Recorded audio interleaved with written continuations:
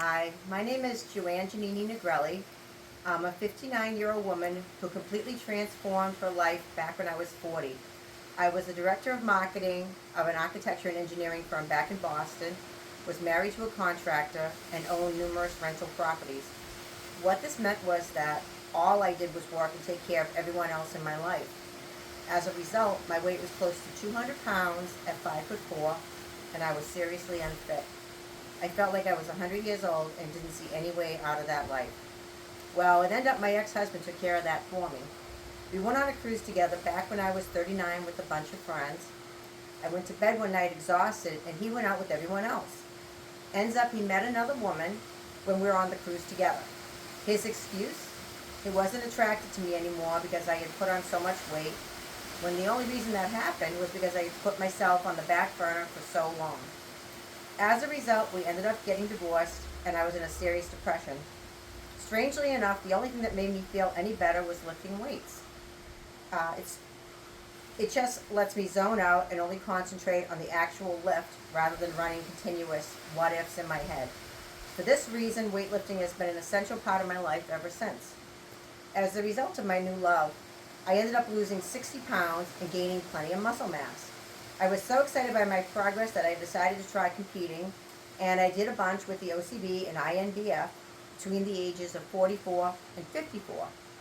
I also decided to change careers and become a personal trainer so I could share my love of exercise with others and pay it forward. For 14 years, I maintained my weight, but then COVID hit. They closed down my personal training studio and all the gyms.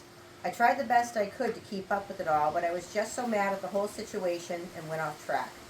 Additionally, once my studio was finally open again, my personal training business got very busy, and I found myself working many hours and once again putting myself on the back burner.